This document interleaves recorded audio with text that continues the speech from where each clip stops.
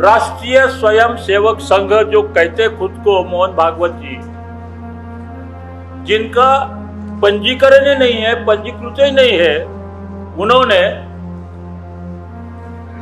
हमारे आरएसएस के खिलाफ, विशेषकर जनार्दन मून के खिलाफ और अब्दुल पाशा जी के खिलाफ एक शिकायत दर्ज की चुनाव आयोग एवं पुलिस कमिश्नर नागपुर कि अगर यह संस्था पंजीकृत है तो उन्होंने यहाँ पे रजिस्ट्रेशन नंबर देना जरूरी था। अगर वो नहीं है तो आप सब विदित है, आप सबको मालूम है कि ये श्री मोहन जी भागवत को इसी सरकार ने, भारत सरकार ने, महाराष्ट्र सरकार ने Z+ सुरक्षा दी है, जिसको वो संघ बिल्डिंग बोलते हैं।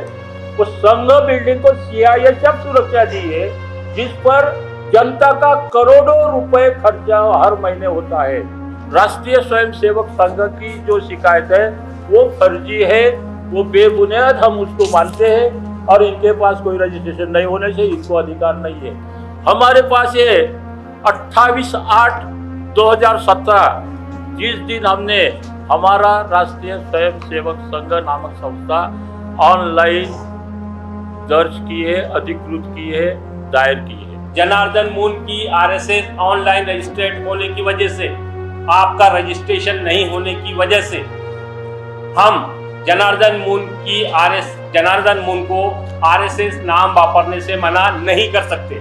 आप 1925 से संगठन चला रहे हो और आपको इस देश के अंदर भारतीयता की लोगों को परिभाषा सिखा रहे हो और आपको खुद को जो है कानून पे अमल नहीं करना है। रजिस्ट्रेशन हो नहीं सकता उनका, क्योंकि जिस दिन रजिस्ट्रेशन करा लेंगे तो अरबों खरबों की जो प्रॉपर्टियों का जो उन्होंने हेरफेर किया है, अरबों खरबों का चंदे से जो उन्होंने दंगे फसाद कराए हैं, सबका हिसाब हो जाएगा और उसके बाद में इनको इस देश के अंदर सिवाय कोठरी के बाकी कुछ नहीं मिलेगा, जैसा सावरकर जी को मिला था। जो संविधान के दायरे में बात करेगा हम उसके साथ खड़े रहेंगे, जो संविधान का विरोध करेगा वो हमारा दुश्मन है। 23 तारीख को यही प्रेस क्लब में जो प्रेस वार्ता हुई थी, जिसमें विषय था राष्ट्रीय स्वयं सेवक संघ यानी आरएसएस ने संविधान बचाने, देश बचाने, आने वाले पीढ़ी को बचाने के लिए इस लोकसभा चुनाव में इंडिया गठबंधन को समर्थन देकर मतदाता को जागरूक करने की हमने अपील की थी, जिसका प्रसारण आपके माध्यम से पूरे भारत में ये वायरल हुआ, सबको खबर हुई। इसीलिए मैंने पहले बोला धन्यवाद। और 8 दिन बाद ही आज फिर से ये प्रेस कॉन्फ्रेंस लेना पड़ रहा है। 30 तारीख के प्रिंट मीडिया में राष्ट्रीय स्वयं सेवक संघ जो कहते खुद को मोहन भागवत जी, जिनका पंजीकरण ही नहीं है, पंजीकृत ही नहीं है, उन्होंने हमारे आरएसएस के खिलाफ, विशेषकर जनार्दन मून के खिलाफ और अब्दुल पाशा जी के खिलाफ एक शिकायत दर्ज की चुनाव आयोग एवं पुलिस कमिश्नर नागपुर, जिसका प्रसारण शायद YouTube चैनल पर तो नहीं देखा गया, लेकिन नागपुर के सभी प्रिंट मीडिया में एक जैसी खबर छपी, जिसमें कहा गया कि जनार्दन मून को अटक करो, हमारे नाम का ये दुरुपयोग कर रहे हैं। 29 तारीख को यह शिकायत दर्ज की गई, लेकिन आज तक पुलिस से बोलो या चुनाव आयोग की तरफ से हमें लिखित कुछ भी समझ पत्र, सूचना पत्र या और कुछ पत्र मिला नहीं। लेकिन पता चला जो 29 तारीख को इन्होंने कंप्लेंट की, शिकायत की, उसकी कॉपी हमारे पास मिली।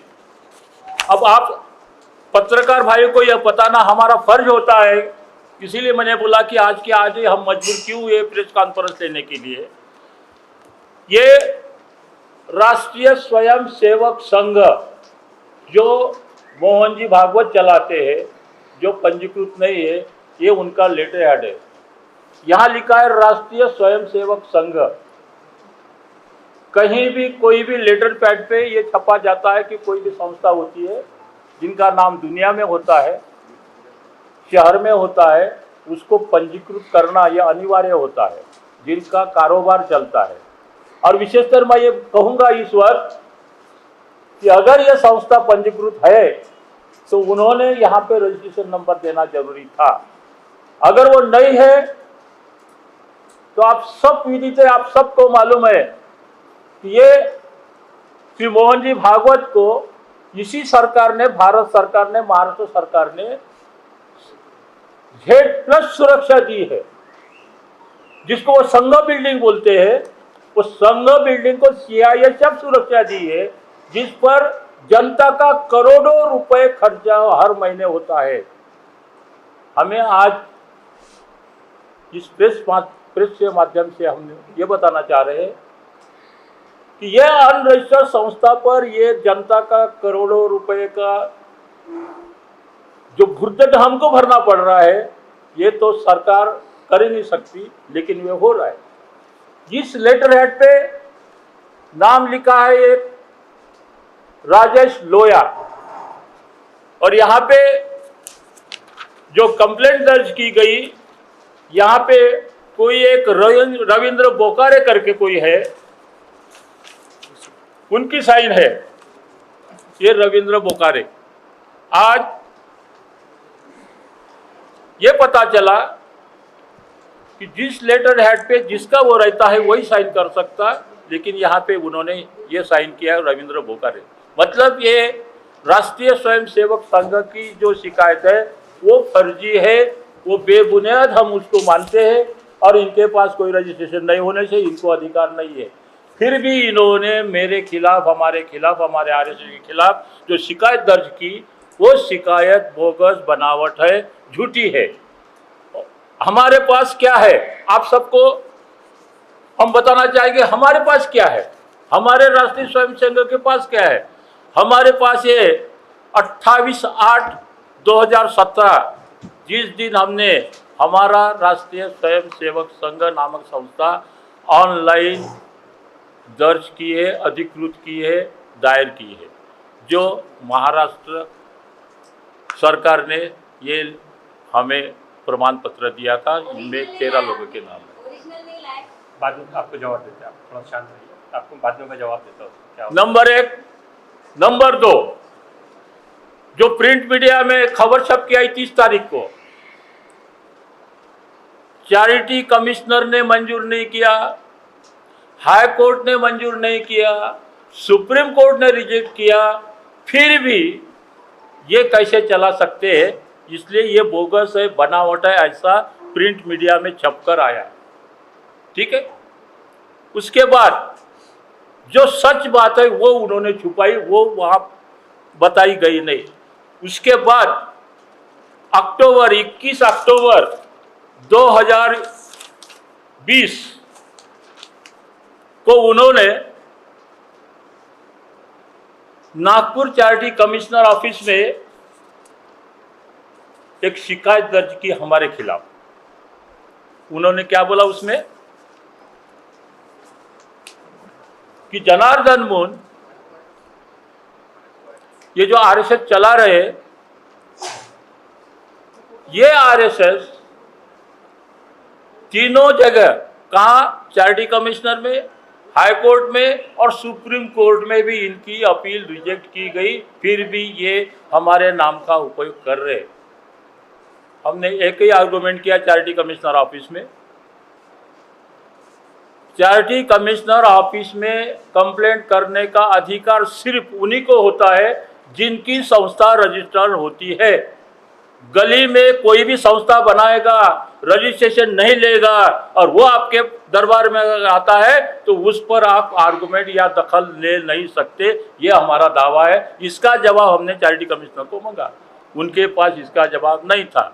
और आखिर 6 दिसंबर 2021 को वो उनकी अपील रिजेक्ट की गई और उनको ये बताया गया कि हम मतलब चैरिटी कमिश्नर ये कोर्ट नहीं है, कंटेम्प्ट करने का अधिकार उनको नहीं है। अगर आपको कुछ करना है तो आप कॉम्पिटेंट कोर्ट में अपील दायर करो। ये डिसीजन हुआ 6/12/2021 को। उसके बाद आज 6/12/21 के बाद आज 24 लग गया, अभी तक वो कॉम्पिटेंट कोर्ट में गए नहीं। इसका मतलब आज भी हम राष्ट्रीय स्वयंसेवक संघ का नाम वापरने का हमारे पास अधिकार है। और इसीलिए आज ही थोड़ी देर पहले, 1 घंटा पहले, मैं जिस एरिया में रहता हूँ, नागपुर के यशोधरा नगर पुलिस स्टेशन के जुरिडिक्शन में आता है मेरा घर, हमने वहाँ पे अभी कंप्लेंट दर्ज की है कि हमारे राष्ट्रीय स्वयंसेवक संघ का नाम का मोहन भागवत, राजेश लोया और रविंद्र बोकारे दुरुपयोग करके उनके खिलाफ 316, 319, 505 के तहत उन पर अपराध दर्ज करे। यही अभी हम देके आए और इसीलिए ये सारी बातें बताने के लिए आपके पास आए कि आप भी हमारे भरोसे हम प्रेस में पैसे भरना और या प्रेस कॉन्फ्रेंस लेना और हमारा कुछ बताना, ये हम नहीं समझते। असलियत क्या है जो आपको, क्योंकि आप अड़चन में कला होंगे, प्रिंट मीडिया में हो या सोशल मीडिया में हो, हमारा कहना तो आप जरूर छापोगे, लेकिन आपको भी उतना ही अधिकार है कि जो हम क्या हमने छापना, जो सच है। मैं इसीलिए पहले बोला कि प्रिंट मीडिया में उन लोगों ने एक प्रेस कॉन्फ्रेंस भी न लेते हुए सिर्फ ये 2 कागज बनाए और सभी जगह एक जैसी खबर छपी। इसका मतलब आपके पास अब वो प्रिंट मीडिया में आए तो कम से कम हम आरोपी थे उनके, तो जनार्दन उनको एक फ़ोन करके तो भी पूछना था कि ऐसी कंप्लेंट आपकी आई है तो आपका क्या कहना है। लेकिन ये भी पूछने की जरूरत उन्होंने महसूस नहीं की, हरकत नहीं। जो भी है सच्चाई ये आपके सामने हमें बयां की है। अगर आपको कुछ उसके बारे में होना तो पाशा जी का नंबर शायद आपके पास होगा, तो पूरी PDF आपको हम पाशा जी की तरफ से आप ले सके हो। 2 प्रोसेस होते हैं रजिस्ट्रेशन के। पहला प्रोसेस होता है कि आप ऑनलाइन प्रोसेस के हिसाब से आप अप्लाई करिए, वो हमने किया हुआ। आपको जो सर्टिफिकेट दिखाया गया है, आप पूछ रही थी ओरिजिनल है कि नहीं, आप नेट पे जाइए, आपको ओरिजिनल मिल जाएगा। उस सर्टिफिकेट के अंदर SRN नंबर आपको इशू होता है। SRN नंबर का सीधा मतलब होता है कि इस नाम का जो भी सीरियल नंबर है, चैरिटी कमिश्नर के ऑफिस में ये रजिस्टर्ड हो चुका है, जिसको उन्होंने ऑनलाइन नाम दिया हुआ है। ऑनलाइन हमारे पास में रजिस्ट्रेशन नंबर है। ऑफलाइन के लिए जब हमने अप्लाई किया, अप्लाई करते वक्त में चैरिटी कमिश्नर मैडम को ने एक ऑब्जेक्शन लिया। उनका एक अधिकार था, विशेष अधिकार होता है 3A के तहत में। उन्होंने कहा कि राष्ट्रीय शब्द के अलावा आप कोई और शब्द दीजिए तो हम आपको रजिस्ट्रेशन दे देते हैं, क्योंकि भारत सरकार के किसी भी गज़ेट में राष्ट्रीय शब्द पे पाबंदी नहीं है। 2005 का GR है जिसमें भारतीय शब्द और राष्ट्रीय चिन्ह पे पाबंदी है। राष्ट्रीय शब्द पे कहीं पर भी पाबंदी नहीं थी। उनके इस फैसले के विरोध में हमने हाई कोर्ट के तरफ मूव किया। हाई कोर्ट में जब ये पिटीशन गई तो हाई कोर्ट ने ये कहा कि चैरिटी कमिश्नर का एक स्पेशल पावर है और उनको अगर ये लगता है कि ये चीज़ें नहीं होना चाहिए तो आप जो कॉम्पिटेंट अथॉरिटी है, यानी जो उनसे ऊपर वाली अथॉरिटी है, उनके साथ आप कम्युनिकेट कीजिए, आप उनका ऑर्डर पढ़ लीजिए। उसके बाद में हम सुप्रीम कोर्ट गए। सुप्रीम कोर्ट ने कहा 81J के तहत में ये सुप्रीम कोर्ट के ज्यूरिडिक्शन में नहीं आता है। ये आपको वहाँ के स्टेट गवर्नमेंट से NOC लेके इसमें बात आपको अप्रूवल लेना पड़ेगा। हमने उसके बाद में स्टेट गवर्नमेंट की तरफ राष्ट्रीय शब्द पे पाबंदी है या नहीं है जब मांगा तो उन्होंने हमें GR दिया कि इस तरह की कोई पाबंदी नहीं है। अब क्योंकि ब्यूरोक्रेसी में उनके लोग बैठे हुए हैं, इसको बोलते हुए हमको कोई शंका कुशंका नहीं है, इसलिए थोड़ी तकलीफ है। समय दीजिए, आपको ऑफलाइन भी हम इसी प्लेटफॉर्म से हाथ में लेके दिखाएंगे। सेकेंड चीज़ कि रजिस्ट्रेशन का जो प्रोसेस है वो तमाम लोगों के लिए एक जैसा होता है। हमारी RSS के लिए स्पेशल कोई प्रोविज़न भारतीय संविधान में नहीं किया गया है, इसलिए हम इस नाम के वापरने के लिए अधिकारी हैं। रहेगी बात कि उसके बाद में उनके 2 लोगों ने, उस आरएसएस की तरफ से 2 लोगों ने चैरिटी कमिश्नर ऑफिस में, नागपुर चैरिटी कमिश्नर ऑफिस में कंप्लेंट दर्ज किया कि जनार्दन मून ग्रुप को आरएसएस नाम वापरने पे पाबंदी लगाई जाए। 1 साल हेयरिंग चली। 1 साल के बाद में संतोष कुर्वे आज भी असिस्टेंट चैरिटी कमिश्नर नागपुर में मौजूद है, उनके ही सिग्नेचर से 6 अगस्त 2021 को एक ऑर्डर पास हुआ जिसमें उन्होंने साफ तौर पे कहा जनार्दन मून की आरएसएस ऑनलाइन रजिस्टर्ड होने की वजह से, आप समझ लीजिए, जनार्दन मून की आरएसएस ऑनलाइन रजिस्टर्ड होने की वजह से, आपका रजिस्ट्रेशन नहीं होने की वजह से हम जनार्दन मून को आरएसएस नाम वापरने से मना नहीं कर सकते। और इसीलिए वो जो 2 लोग थे, दीपक बराड़ और क्या था दूसरा, बोपर्डिकर, इन दोनों की एप्लीकेशन को चैरिटी कमिश्नर ने रिजेक्ट किया और हमें ऑर्डर दिया कि साहब हम इस नाम को वापरने के लिए आज़ाद हैं। तो इस आधार पे अब इस नाम को वापरने से हमें भारत का कोई भी व्यक्ति मना नहीं कर सकता। पहली चीज़, हमने जो प्रेस कॉन्फ्रेंस ली, हमने प्रेस कॉन्फ्रेंस में बहुत साफ तौर पे कहा हमारी आरएसएस, हमारे को नहीं पता, मैं दुनिया की एक ही संगठन को जानता हूं जिसका नाम आरएसएस है, वो हम हैं, क्योंकि हमारे पास ऑनलाइन रजिस्ट्रेशन है और हमारे पास में सरकारी दस्तावेज है, इसलिए हमारे अलावा इस देश में दूसरी आरएसएस नहीं है। अगर उनके पास में रजिस्ट्रेशन है तो वो दिखाए, हम आज ये नाम वापरने के लिए मना कर देंगे, लेकिन रजिस्ट्रेशन अगर है तो दिखाए। आप 1925 से संगठन चला रहे हो और आपको इस देश के अंदर भारतीयता की लोगों को परिभाषा सिखा रहे हो और आपको खुद को जो है कानून पे अमल नहीं करना है। आपने क्यों नहीं किया? 1925 से जो संगठन चल रहा है, तो 1925 से 2017 तक आपने रजिस्ट्रेशन क्यों नहीं करा लिया? आपको किसने रोका था?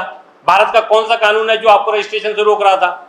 साहब, रजिस्ट्रेशन हो नहीं सकता उनका, क्योंकि जिस दिन रजिस्ट्रेशन करा लेंगे तो अरबों खरबों की जो प्रॉपर्टी का जो उन्होंने हेरफेर किया है, अरबों खरबों का चंदे से जो उन्होंने दंगे फसाद कराए हैं, सबका हिसाब हो जाएगा और उसके बाद में इनको इस देश के अंदर सिवाय कोठरी के बाकी कुछ नहीं मिलेगा, जैसा सावरकर जी को मिला था। यही कारण है कि वो रजिस्ट्रेशन कराना नहीं चाहते और उनको पता है कि इस नाम के अलावा वो दूसरे नाम से सस्टेन कर नहीं पाएंगे। लेकिन भारतीय कानून और भारतीय संविधान पे हमको पूरा भरोसा है और हम संविधानिक लोग हैं। जो संविधान के दायरे में बात करेगा हम उसके साथ खड़े रहेंगे, जो संविधान का विरोध करेगा वो हमारा दुश्मन है। इसलिए आज हम जो यहाँ बैठे हैं, संवैधानिक रूप से बैठे हैं, दस्तावेज जो हमको भारतीय संविधान ने प्रोवाइड किया है उसके आधार पे हम आपसे बात कर रहे हैं। हमने 23 तारीख को बहुत साफ कहा, हमारी आरएसएस संविधान के अनुरूप चलने वाले गठबंधन के साथ में काम करने के लिए तैयार है। हमने भारत में जो विपक्षी दलों का इंडिया अलायंस बना है उसको हमारी आरएसएस की तरफ से हमने उनको समर्थन जाहिर किया। उसके अलावा हमने कहीं पर भी कोई और चीज़ों पे बात नहीं की। इंडिया अलायंस में कांग्रेस भी है, एनसीपी भी है, आम आदमी पार्टी भी है, शिवसेना भी है, उनके बाकी घटक दल भी है, जिसमें फारूक अब्दुल्ला भी है, अखिलेश यादव भी है, तमाम लोग हैं। तो हमारा 2.5 लाख प्लस जो कैडर ज़मीन पे काम कर रहा है हमारे आरएसएस का, ये इंडिया गठबंधन के लिए वोट मांगेगा, घर घर जाके मांगेगा। हम किसी भी चुनावी सभा का हिस्सा नहीं होंगे, हमने यही कहा है। इसके अलावा वहाँ पर हमारे तरफ से कोई ऐसी आपत्तिजनक बात नहीं की गई है जिस पे उनको इतनी बौखलाहट की ज़रूरत थी।